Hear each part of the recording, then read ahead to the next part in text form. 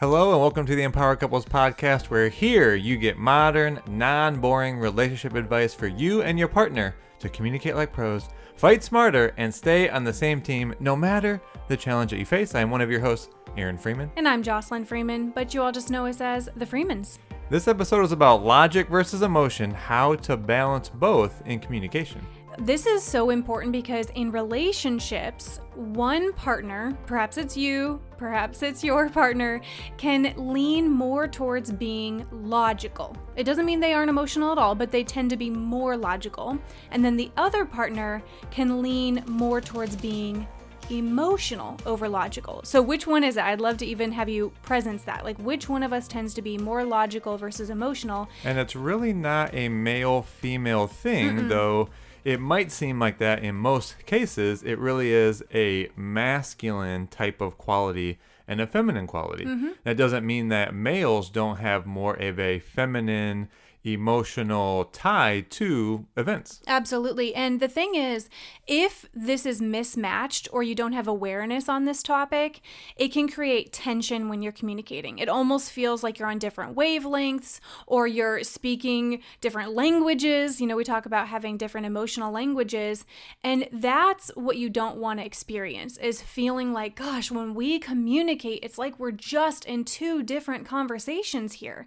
And in fact, we had a really powerful session recently. Again, we always keep names private and details, but it was interesting because what happened was they both had the experience of feeling that when they expressed something, their emotion, the partner responded with logic. And it was both people, male and female. And in particular, what was coming up was he was expressing that he was excited about something, you know, this job that he was really excited about.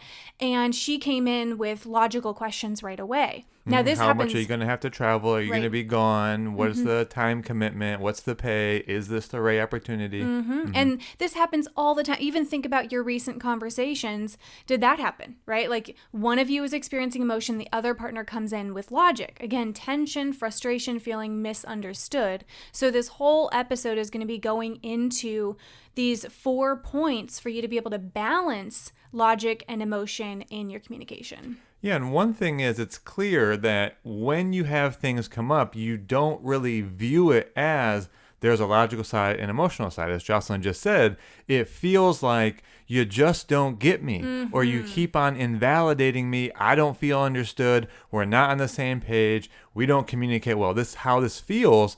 But it does come down to this simple thing of getting the logic side and the emotion side. That is so well put. It totally does feel like you just don't get me when you just haven't become aware of these two worlds. So let's go into the first point here, which is how you were raised, both, of course, like your youth, but then also your formative relationships, like those first romantic relationships.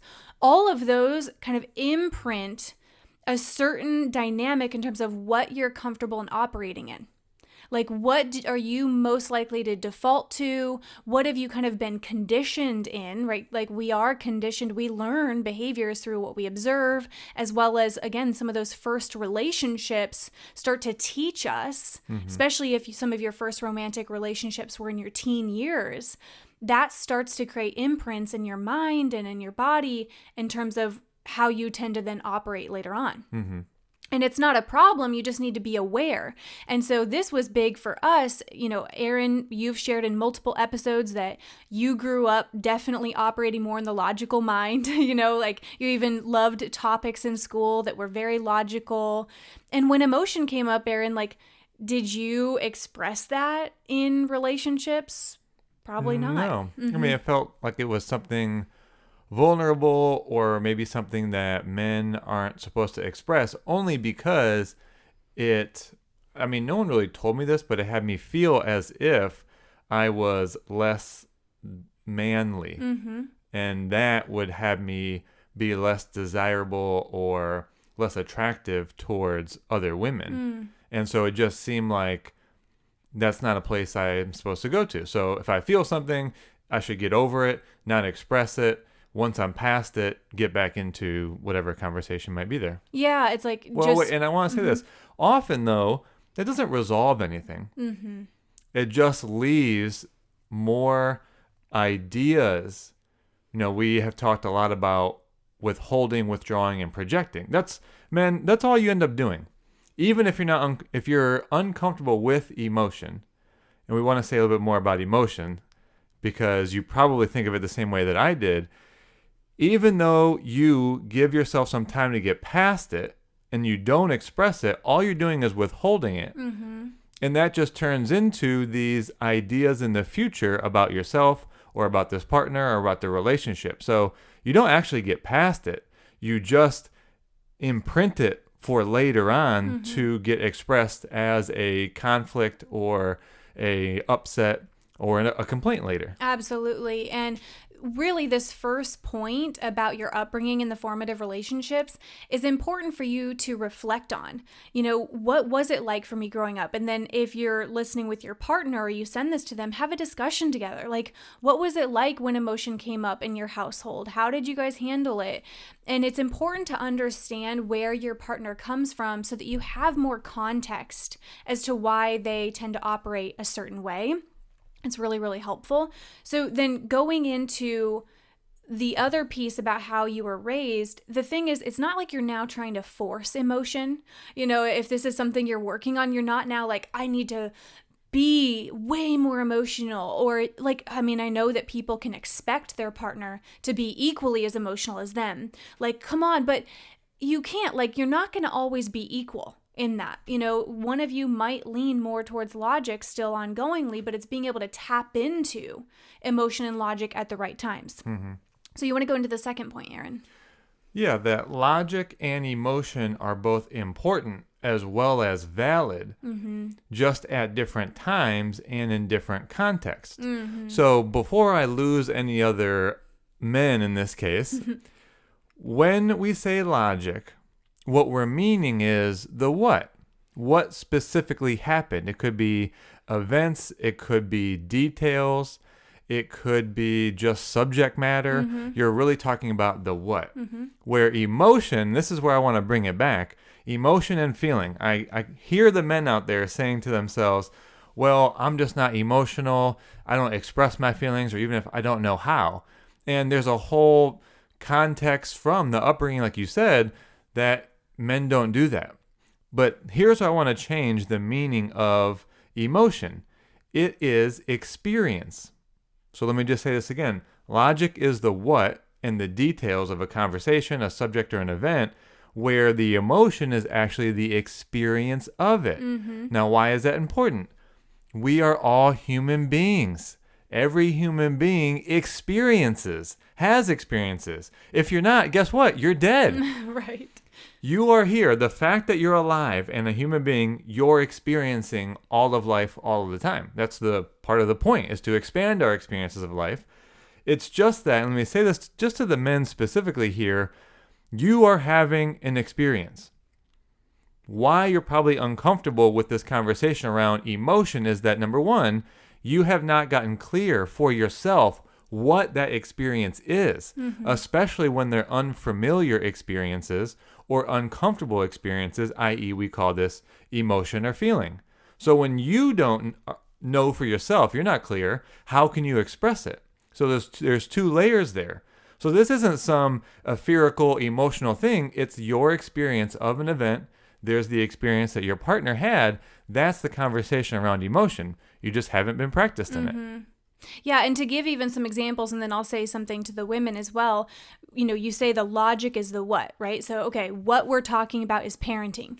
But our experience is, one person feels stressed and overwhelmed and the other person feels disrespected and not heard. Yeah. Or you could be the what is we're talking about finances. But one person's experience is that it's disorganized, feeling insecurity, and the other person's experience is like, I'm controlled and I don't have any freedom in this. That's really well said. So you've got to distinguish, all right, what are we talking about here?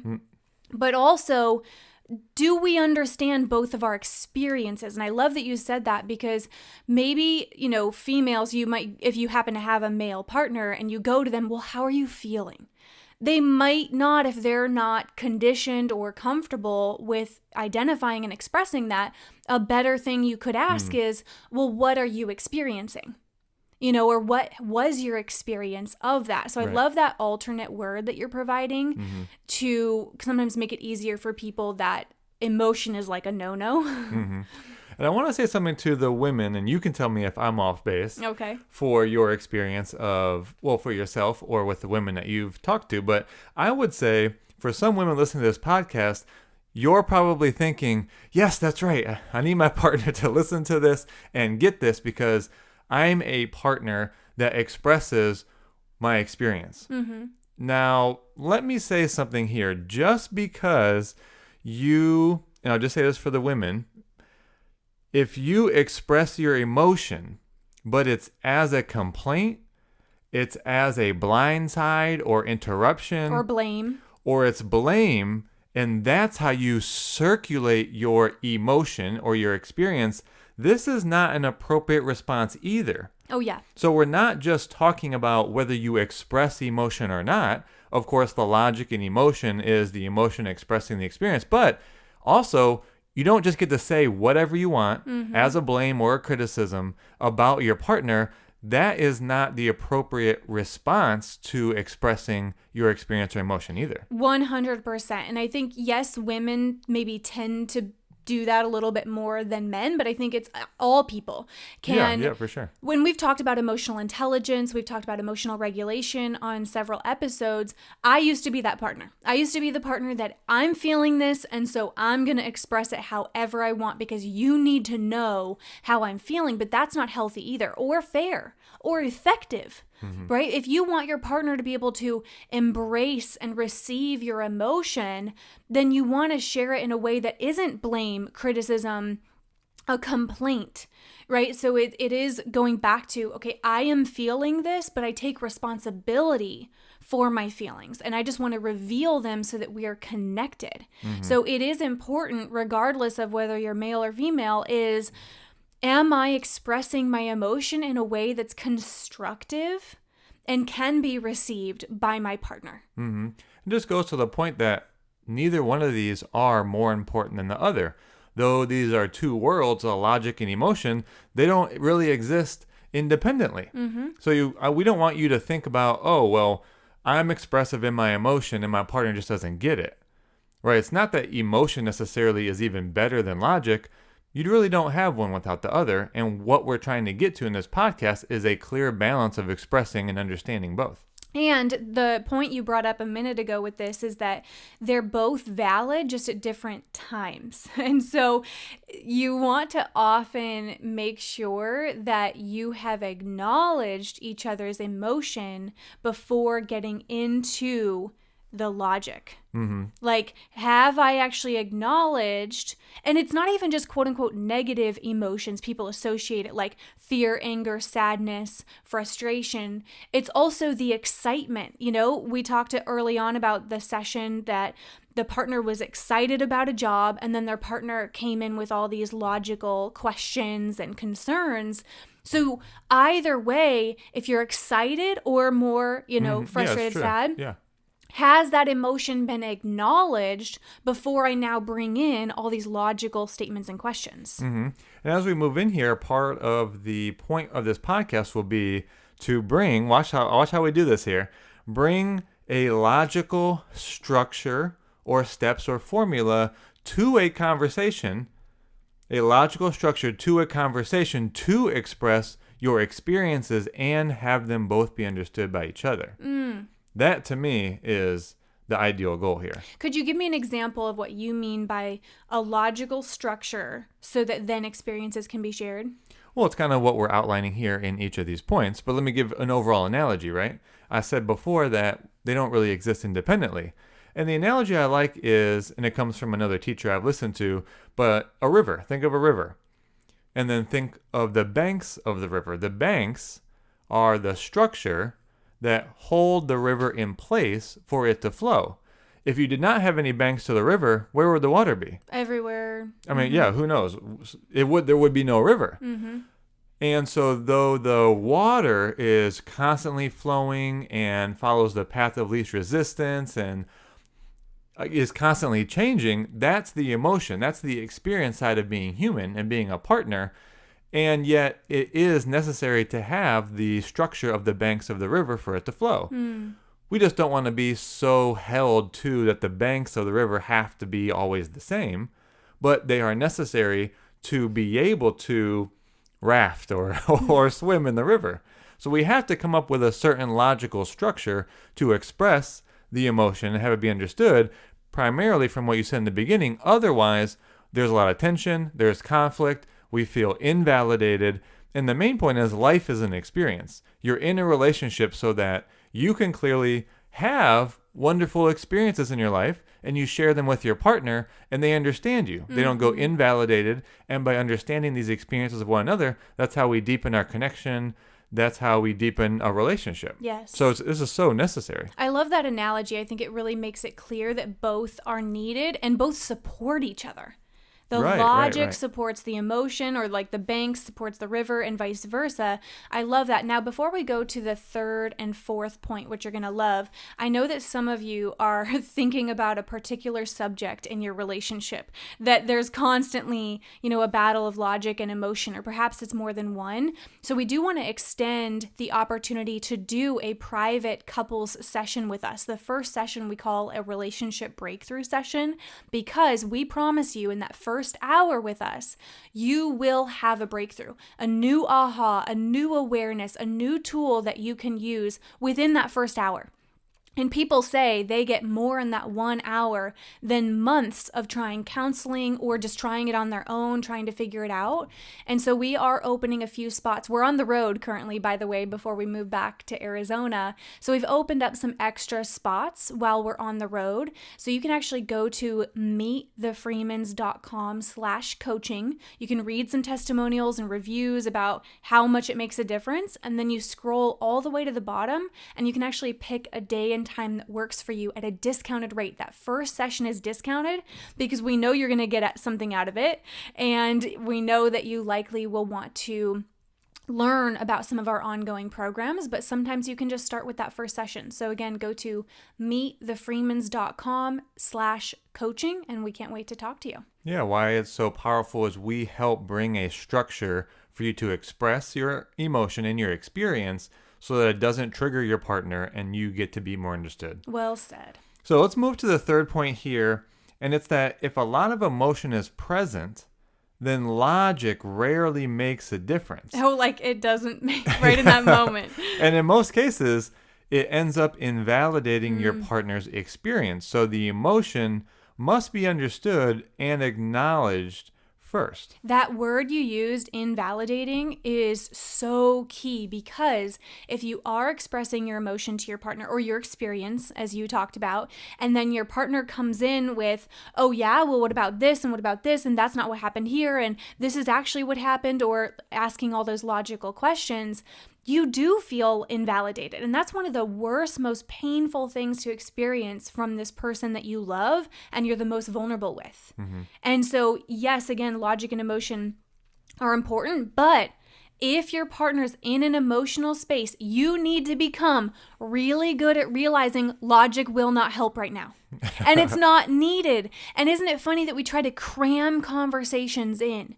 It's like, okay, we're talking about this subject, parenting, so we're going to cram it all in. No, first conversation or first couple might be emotion, understanding each other's emotions. Then later, when both people feel that has been acknowledged, then the logic can come in. Okay, let's discuss the details. Let's discuss options.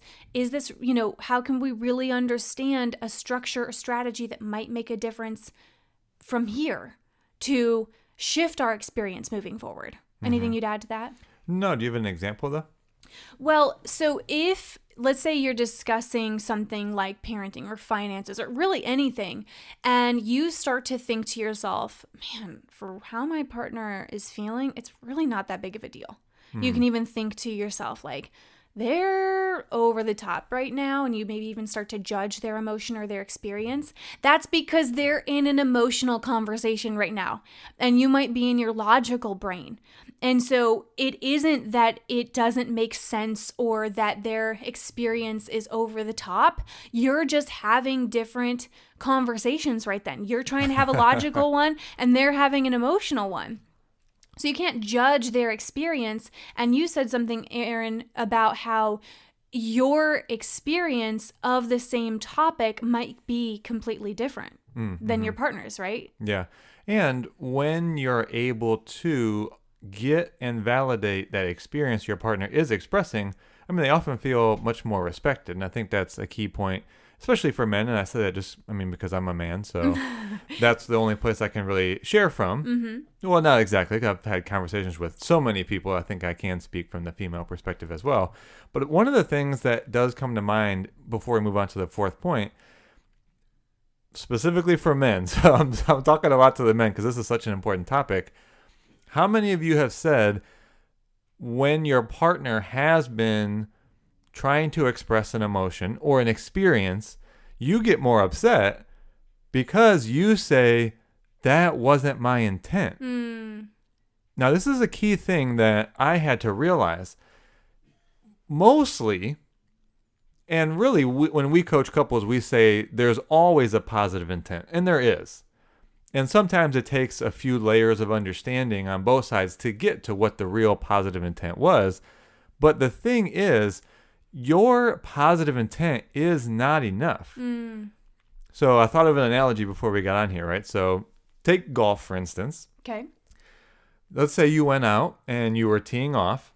Your intent is to hit the ball on the green. So imagine now, okay, that's your intent. You're standing there with the club.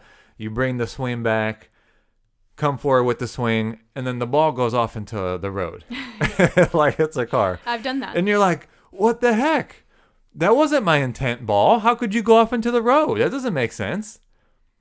Just because you had the intent to hit the ball on the green does not mean you followed through or you practiced the skills enough for your action, for your swing to actually be correct to land the ball on the green, to fulfill on your intent. That's a place that we mostly get stuck with this logic and emotion.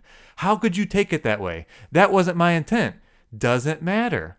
Because if you did not practice the skills to not have an impact, in a sense, or at least in this case, to seek out the experience of why or what your action did that had your partner have that experience, it doesn't matter. You're not on the logical path anymore. You can't stand on that wasn't my intent.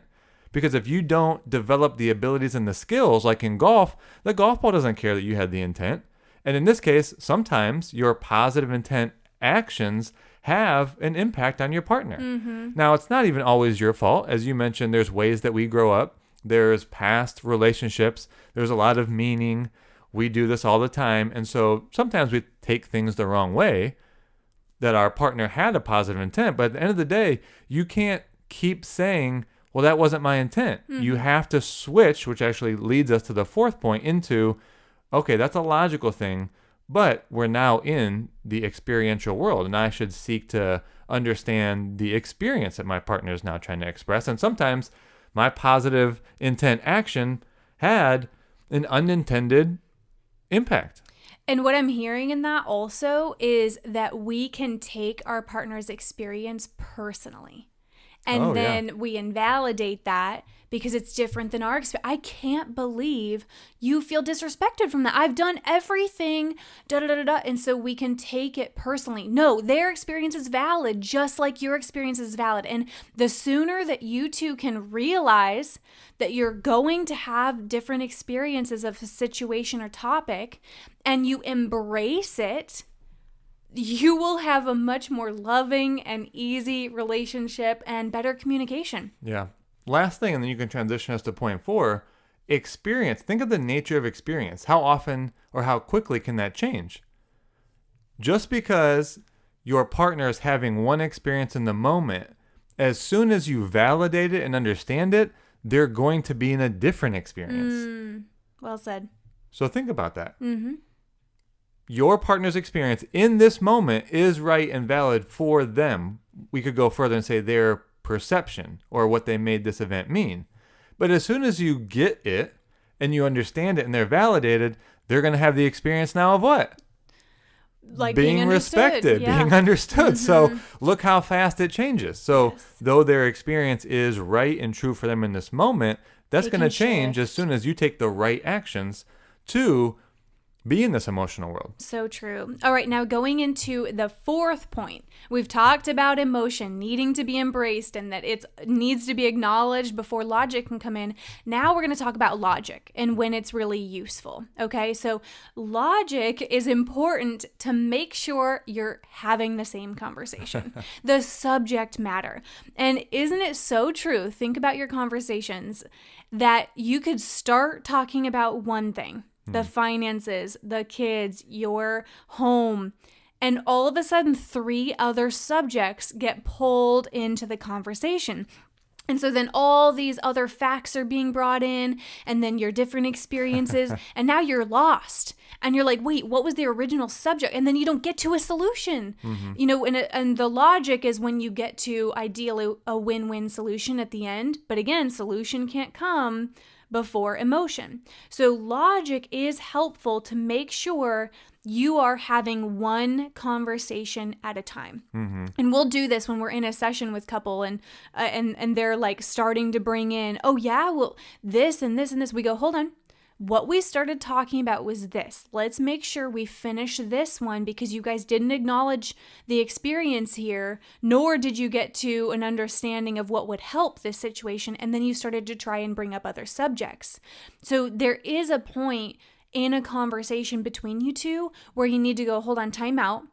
We got distracted here. We started to bring in too much. Let's go back to the most important topic that we started to discuss here. And that helps so that, again, you're not lost by the end of the conversation. You don't feel as though just a ton of stuff was thrown on the wall. You never got to understand each other. You never got to a win-win solution. And you're exhausted because too many facts were brought into it. It made me think of this, and I've been trying to come up with a lot of different analogies here. The reason that this often happens is because logic, when you have an event, conversation, or subject, which you did such a good job of painting some examples, is like a river flowing in one direction, going back to the river analogy. So it's one path. So logic brought you to a place where, and where do all rivers go? Empties into the ocean. So the logic path opens up into a much, much bigger sea or ocean of experience.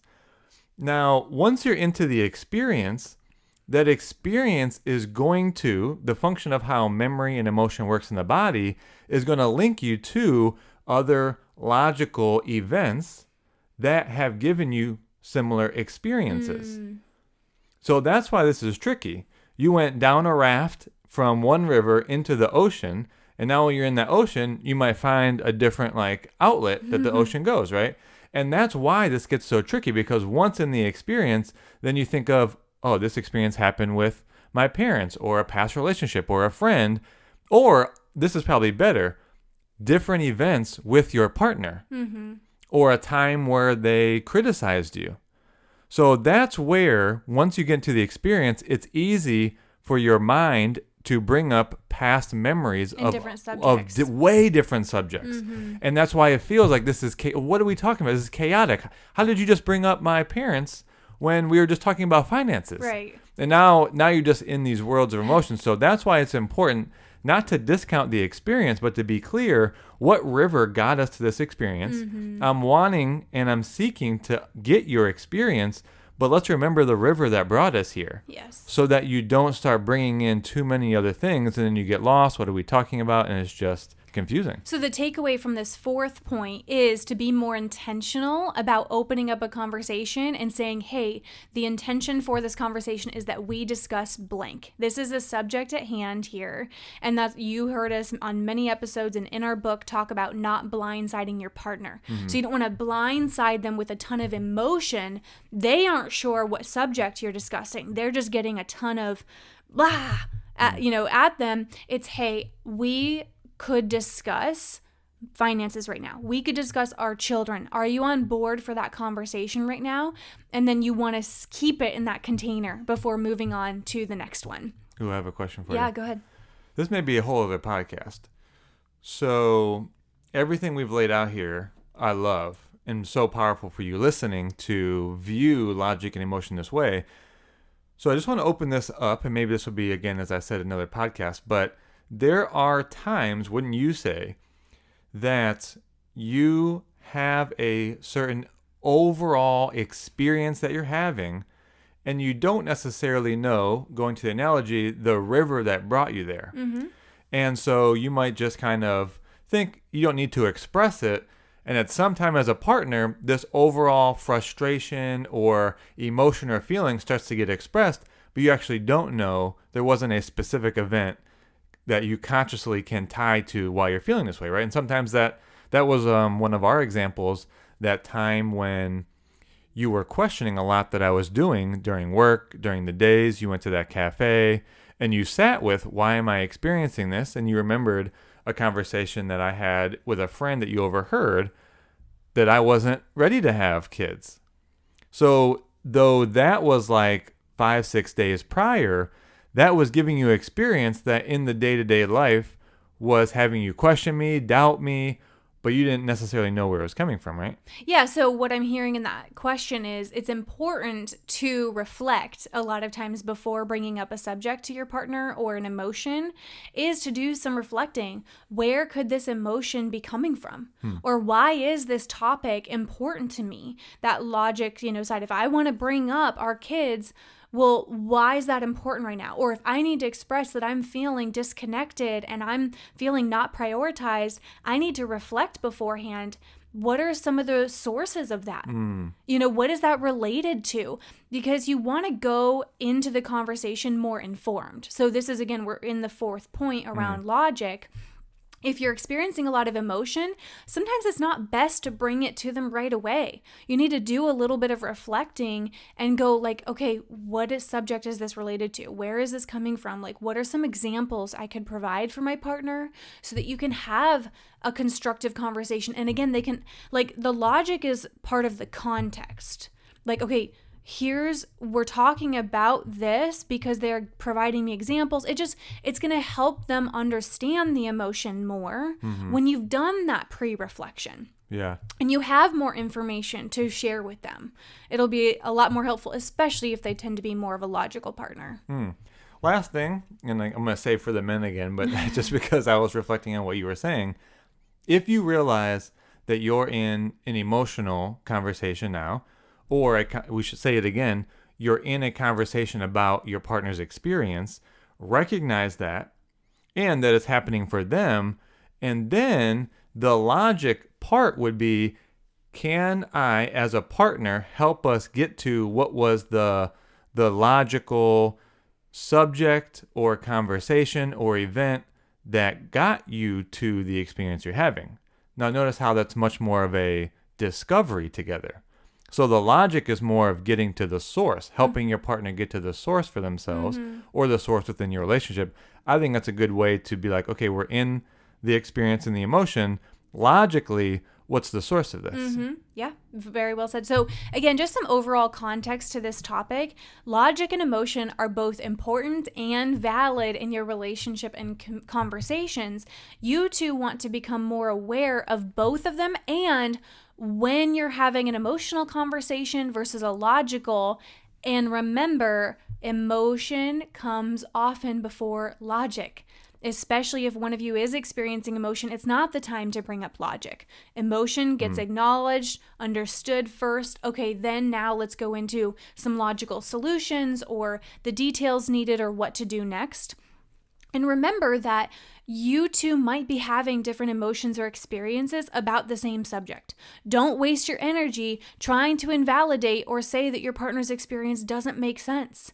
Their experience is valid, just like your experience is valid. Anything you want to say as a reminder? Oh, actually, just last thing, I was thinking, I always like to bring it to the practicality of day to day. So when you're in your normal day to day, the logic conversations are probably going to take up the majority of your conversations. Yeah, what's needed, what's going on and today. this is fine. Most of your conversations can be logical, like functioning, the activities that you did. So you don't have to listen to this podcast and think, oh, every conversation is now emotional. I have to listen to the Freeman's podcast every time and it feels slow. No, like most of your life is going to be about logical tasks and things like that, right? You just want to recognize those moments when the emotion is there. You don't want to immediately bring in the logic because it just invalidates. Well said. Now, one other thing, just to close us out here, your entire life cannot be about logical conversations because that leads to what? A functional relationship. Totally. You're just functioning. And when you're doing that, how do you feel?